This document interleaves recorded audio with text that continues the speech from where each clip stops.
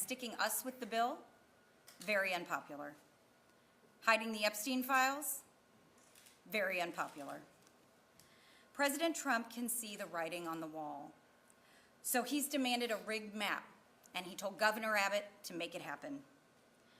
Texans are in an ongoing crisis, filled with grief and loss, and instead, our leaders are focused not on relief, but on redistricting.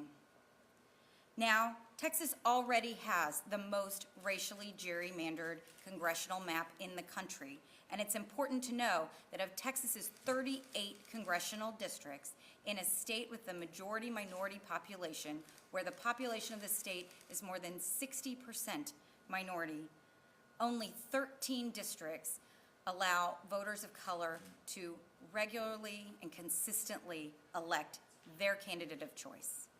And this new map cuts that number down to just 8. The map that Republicans put out yesterday, in that map, more than 1/3 of Texans, more than 10 million people, will be in a new congressional district. More than 2/3 of those Texans that are moved to new district are voters of color. The good news is Texans are not alone in this fight. We have the support of people across our country because they see, as we do, how wrong this is. And today, we have a tremendous fighter who's joined us here in Austin to demonstrate support for Texas and for Texans. We are grateful for his leadership. We are grateful for his leadership of the United States House of Representatives Democratic Caucus, and we are so pleased to welcome him here to Austin. So I'll turn it over to our House Democratic leader, Hakeem Jeffries. Good morning. It's an honor and a privilege to be here in the great state of Texas at the state capitol with so many distinguished leaders, members of the congressional delegation, of course, Lizzie and Lloyd, Al, Sylvia, Walkin, and Greg, tremendous fighters for the people of this great state, along with such distinguished leaders in the state legislature, of course, led by Leader Wu and Leader Romero, and all of the different caucus leaders who are here with us today. Our message to the people of Texas and to the people of this great country is simple. You deserve better. You deserve an America where hard work pays off. You deserve health care that's affordable and available when you need it. You deserve a government that works for you. You deserve better. But that's not what is being delivered right now by the Texas state government under Republican leadership. Donald Trump ordered Governor Greg Abbott and Texas Republicans to race back to Austin for a special legislative session. Why was that done? This special session should be about lowering the high cost of living that afflicts the people of Texas as well as people all across America. It is not. This special session should be about fixing Texas's broken healthcare system, where far too many children, women, seniors, and veterans don't have access to the health care that they need to live a life of dignity and respect. It is not. This special session should be about cleaning up corruption here in Austin, so that a government that has been dominated by Republicans for the last 30 years might actually deliver for the people of this great state. It is not. This special session should be about fixing the broken energy grid that has left millions of Texans vulnerable year after year after year, particularly in the face of rising extreme weather events. It is not. In the face of great tragedy, children who drowned to death in the Texas Hill Country, families whose lives have been shattered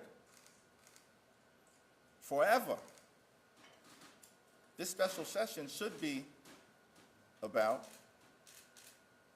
relief, recovery, and resiliency in the face of a state government that failed the people of the Texas Hill Country. But it is not. Donald Trump has ordered Greg Abbott and compliant Texas Republicans to race back to Austin, have a special session in order to rig the congressional map and undermine the ability of Texans to have a free and fair midterm election. That is wrong. You deserve better. The people of Texas deserve better. That's why I'm so thankful for the leadership of the members of the Texas Congressional Delegation and the Texas State Legislature, who aren't fighting for themselves, unlike the other side of the aisle. They're fighting for a government that actually responds to the people of Texas in a way that is designed to solve real-life, everyday challenges. The people of Texas deserve better. In this great country, our system that was gifted to us by the framers of the Constitution should be one where the people of Texas are able to decide which elected officials have the ability and honor to represent them in Washington. Instead, Republican politicians want to choose their voters. That is wrong, and it will undermine the quality of life of the people of this great state. It has been said in the early days of the Republic that when the people fear the government, there is tyranny. But when the government fears the people, there is liberty. So this fight is not over, it's just beginning. And led by the people standing behind me, there is an ability for the people of Texas to make their voices heard, show up, stand up, speak up for what is right, for their opportunity to determine their own destiny through the gift of democracy and free and fair elections. But the only way that will be brought about is if together we're able to stop the effort to gerrymander in a way that also violates the Voting Rights Act, the Texas congressional map, as part of their scheme to rig the midterm elections. It can be done, and if anyone can do it, it's the people of the great state of Texas. It's now my honor to yield back to Lizzie Fletcher.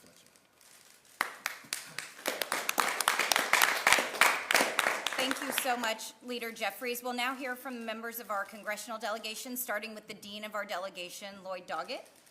Thank you, Lizzie. Thank you, Leader. The courage of these state House of Democrats and senators has a direct impact on the lives of our fellow Texans. For a Texas veteran who needs help from their Congress member, a small business who needs help with the SBA or on taxes, under this map, when they go to that congressional office, in many cases, they will find the doors are shut by this map. For Texans who have been impacted by a compliant Republican Congress, when they go to buy a tomato or an avocado, or in a few weeks, when they go to buy a car or build a house, they will be paying the Trump tariff taxes that this Congress could have prevented. When those who need health insurance who are working Texans in 3 months go to sign up for the Affordable Care Act health insurance policies, they will pay 75% more in premiums. But most importantly of all is that when we give all the power of our government to one man and his whims that can cause even the appropriations process to keep the federal government operating or shut down because they fear what the Jeffrey Epstein file might show about President Trump and the Congress recesses.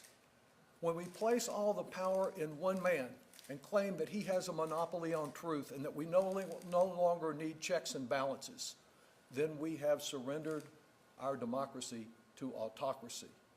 The weight of the future of our country, the lives of Texans, is on the shoulders of these Texas legislators, and we thank them for all they're doing to put a stop to this attempt to fix the election. Thank you. Next, we'll hear from Congressman Al Green. Thank you very much. And I thank my colleagues who are here representing the state of Texas as representatives and senators. I thank you because you're making a difference. And I thank you for your hospitality that you've shown us since we've been here. It means something to me to come to Austin, Texas, and see you at work. But I'm also proud of something. I am very proud to be a Democrat. And I'm proud to be a Democrat because Democrats will stop the move to privatize Social Security. We just had a Republican administrative official who has indicated that the privatization of Social Security is on the table. I'm a Democrat. Democrats own Social Security. We gave birth to it. I'm not going to surrender, Democrats.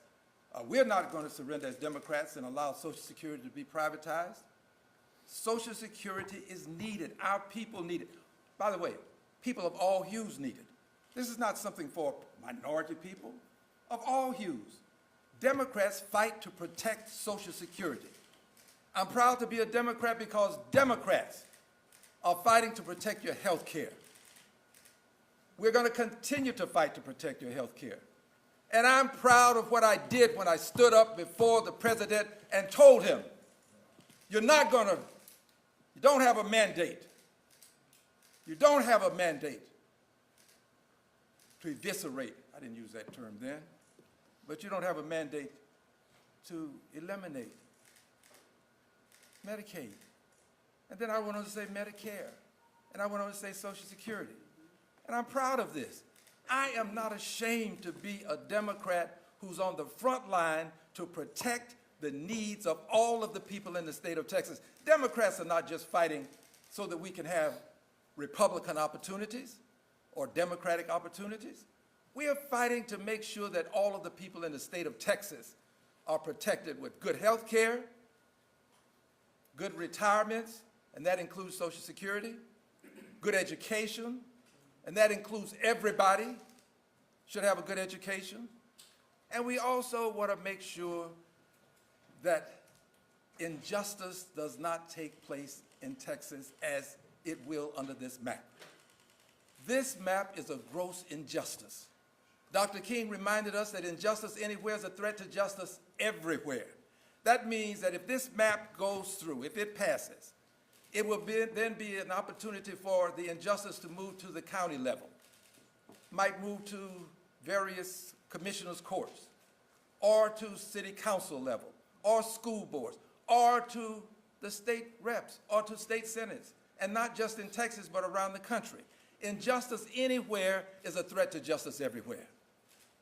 And finally, the president was being very, very clever when he sent his letter by and through his agent in the Justice Department indicating that racial gerrymandering had taken place in Texas. Now, who believes that? Who believes that the Texas legislature and the Texas Senate drew maps so that they could intentionally allow minorities to have seats, intentionally? The Attorney General himself said that's not true. That's not true. Prominent senator, said that the map was colorblind, and it still is according to them. So the president used that term because he knew that it would incite people. He wanted to incite people to believe that what he wanted done would be justified because minorities were somehow being given a privilege that they shouldn't have. That's what he was doing. He knew what he was doing. Very clever.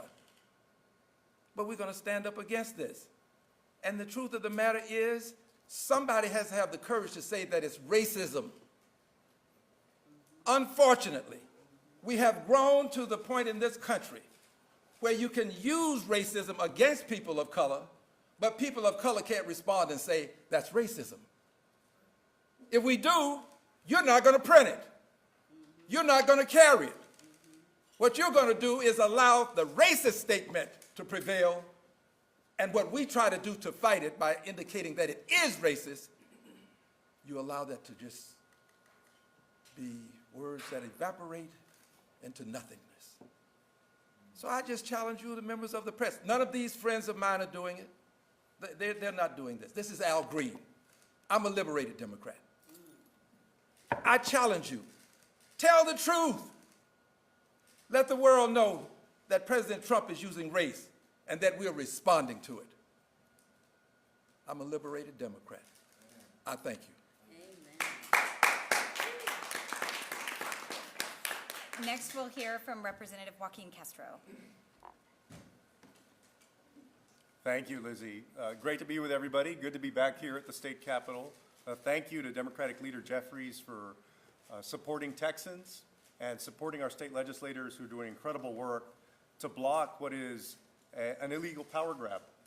I was a freshman here in 2003, a freshman state legislator, when we left the state to go to Ardmore, Oklahoma for 4 days to block also illegal mid-decade redistricting.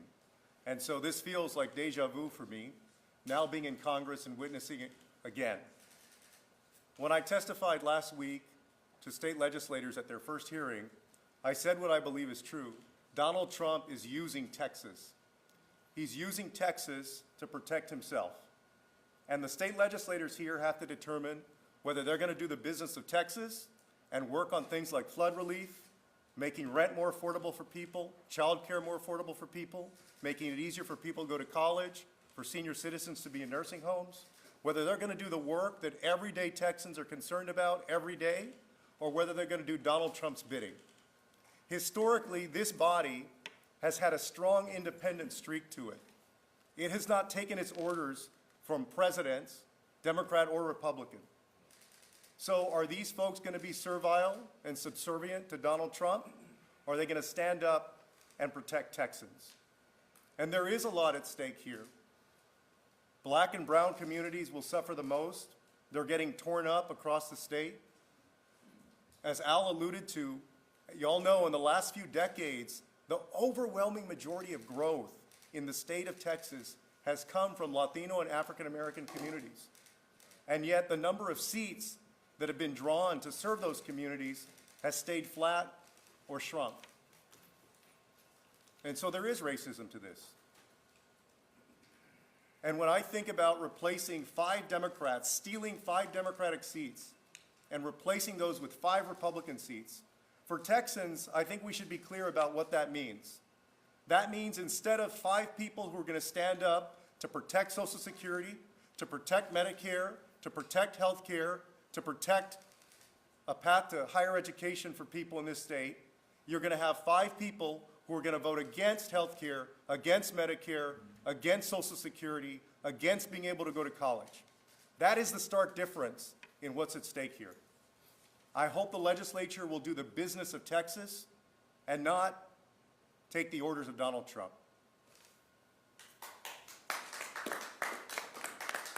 Next, we'll hear from Congresswoman Sylvia Garcia. Thank you, Lizzie, and I too feel like it's a reunion being back here at the Capitol, and as someone who served on the Senate Redistricting Committee back in 2013, this whole thing is like a deja vu for me too. I especially want to thank Leader Jeffries for being here. I can tell you that this man comes from the heart with honesty and integrity in everything that he does. He and I had the distinct honor of serving as impeachment managers in Trump impeachment 1, and they should have just listened to us. We could have avoided all this.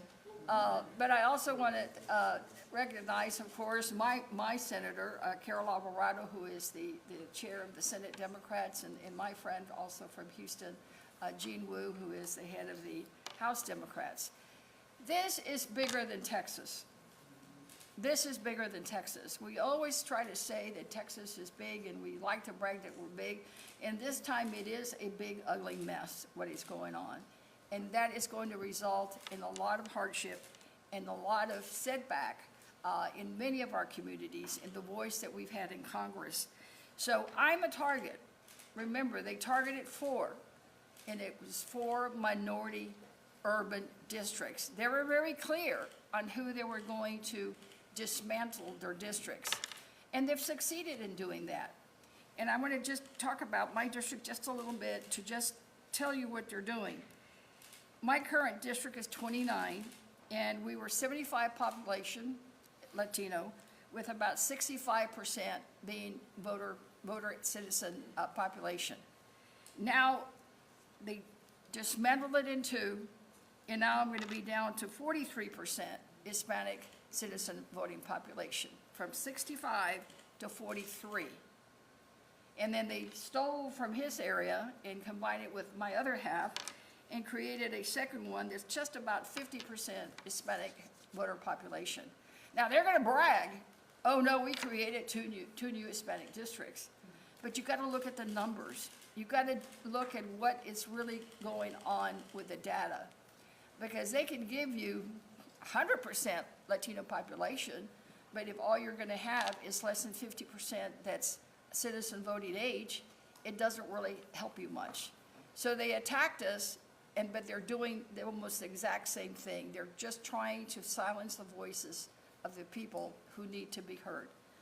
Donald Trump, what I call the felon in the White House, is wanting to stay in power. This is a pure power play, and I can tell you that I am so proud of all these Democrats behind me who are doing what great Texans do, is stand up and fight for Texas.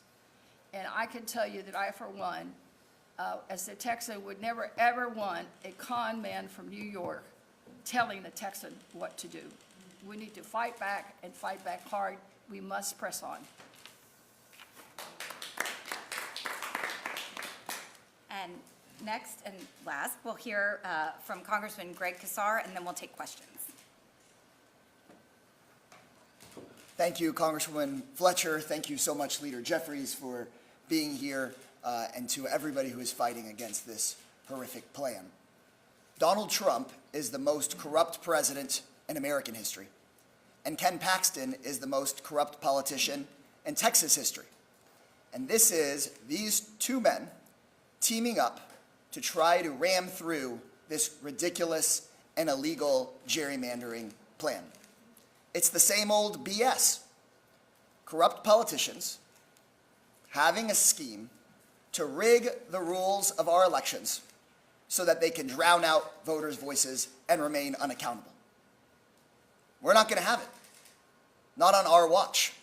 Not on the watch of these brave Texas Democrats in the legislature, not on the watch of my congressional colleagues, not on the watch of Leader Jeffries.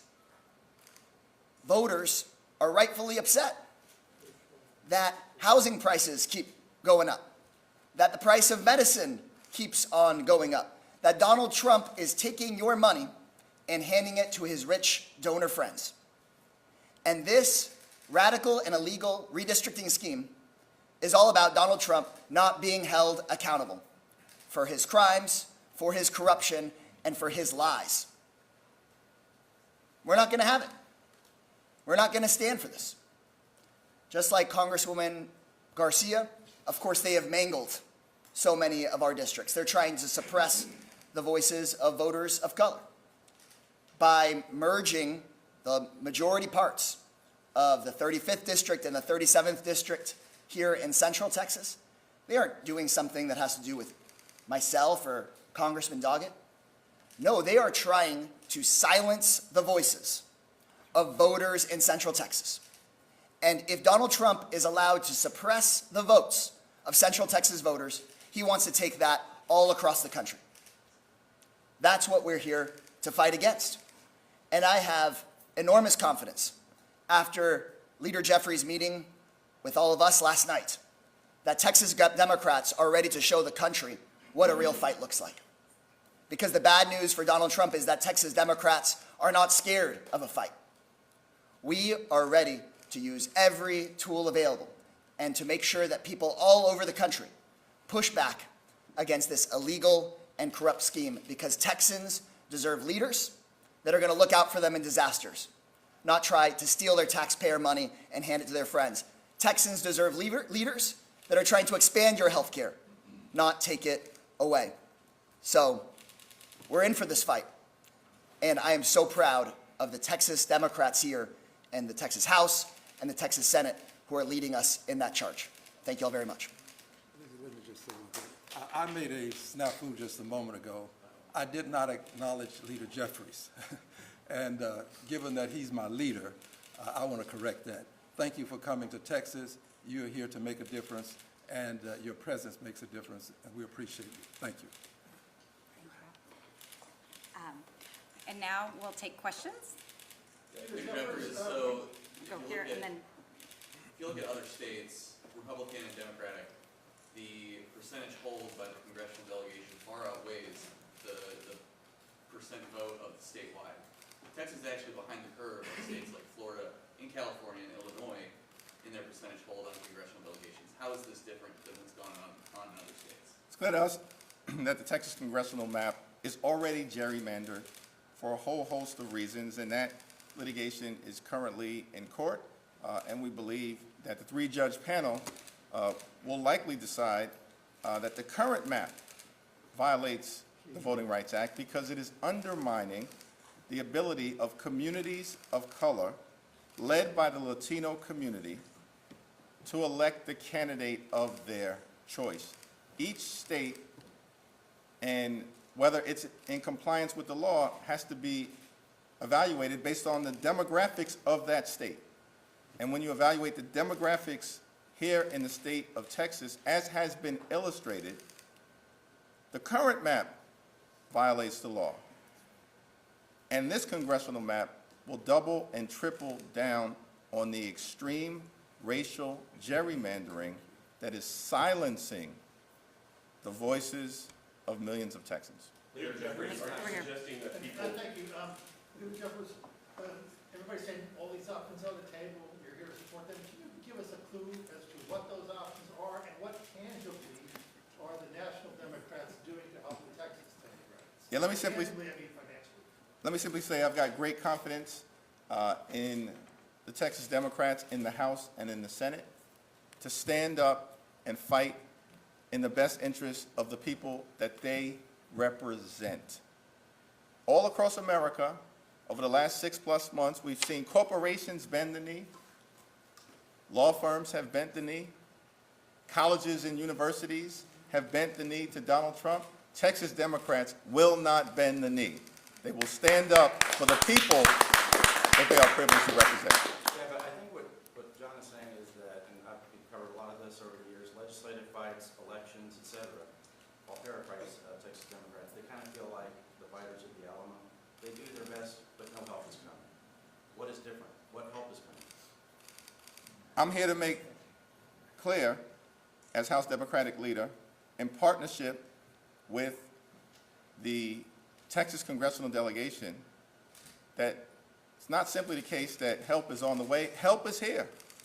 And we stand with Texas Democrats on behalf of fighting for the quality of life issues around the economy and healthcare and housing and combating corruption that are important to the people of Texas.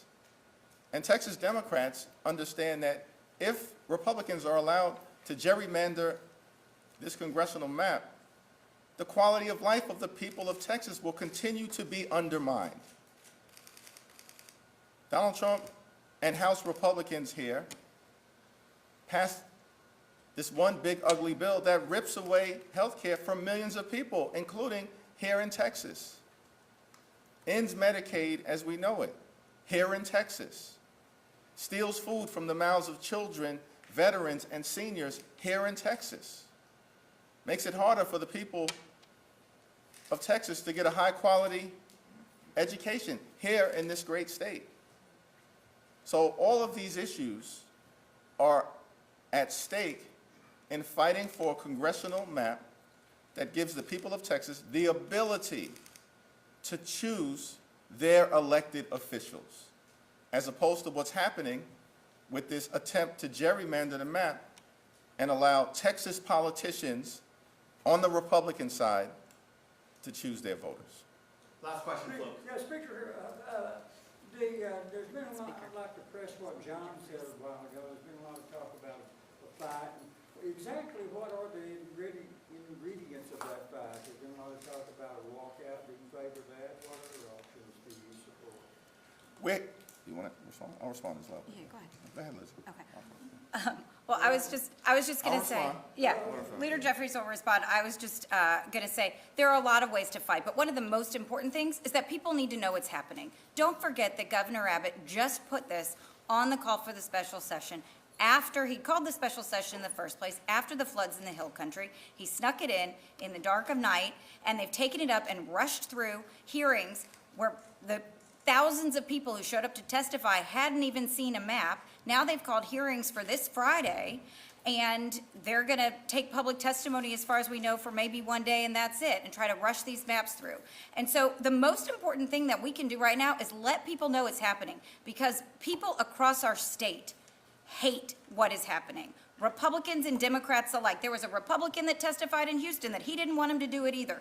Texans see what's being done to them, and they don't like it, and they're not going to take it. So number one, we are using our voices to make sure that our constituents and people across the state, no matter who their member of Congress is, know who's fighting for them and their ability to have a say, for their vote, to be able to cast their vote and have a say in the elections. And I want to say one other really important statistic, because we've talked about it, but it's important to know that in Texas, more than 60% of the population is minority, and yet Anglo voters control 65% of the congressional seats. They get to choose the candidates that go to Congress. So we have the inverse here. So when Leader Jeffries said the map is already unconstitutional, being challenged in court, we already think 13 isn't enough. And now what you see is they're reducing it. They're reducing the voices of minority communities. But that should matter to every single Texan, no matter who you vote for.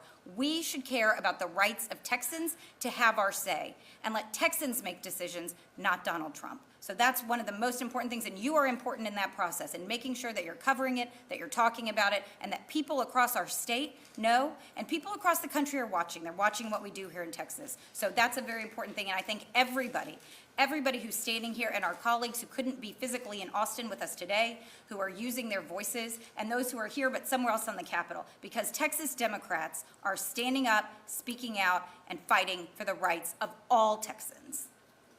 It's important for us to make clear to the people of Texas that this effort to undermine their ability for a free and fair election to occur is going to hurt their quality of life. Democrats, independents, and Republicans alike.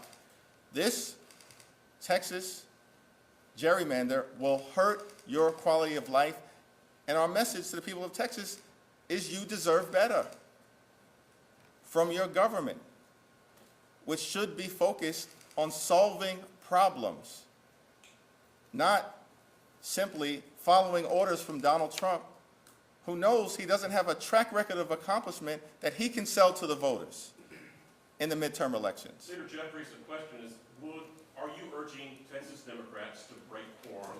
That may be the only nuclear option that they have. My response is simple. First and foremost, we have to make clear to the people of Texas what's taking place, because it's unacceptable, unconscionable, and un-American. And as elected officials, we have that responsibility. That's not something we can just brush aside. There are 50 states in America. I'm here in Texas for a reason, because these legislators are standing up. These members of Congress are standing up and communicating to the people of Texas what's occurring right now in the middle of the summer at a special session. And we will make clear that we're going to do everything possible to support the Texas legislators as they consider the best ways to push back. It's an all-hands-on-deck moment, and all options should be on the table to protect the people of Texas. But Texas Democrats are going to be the ones to decide that. We will fight them politically. We will fight them governmentally. We will fight them in court. We will fight them in terms of winning the hearts and minds of the people of Texas and beyond. The Texas Democrats are going to show up and stand up and speak up for what's right for the people of Texas. And they're showing courage and conviction and character in doing that. And we'll see what happens over the next few days, over the next few weeks. But the one thing I know is clear, that Texas Democrats are fighting for the people. Thank you. Thank you all. Chairman Thank you Blue, all. can you make a comment, please, sir? Chairman Blue. Thank you all. We're finished here. Thank you very much.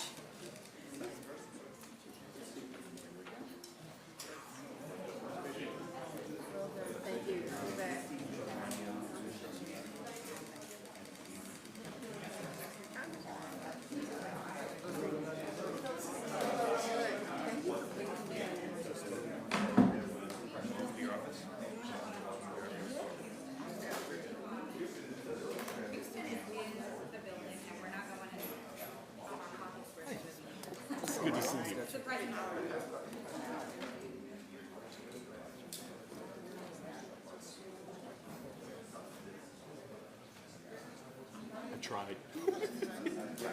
I was not. No, you're important. You're an important voice, and I think it was a very inspiring. Well, I know, but still, you're an important voice. So, I would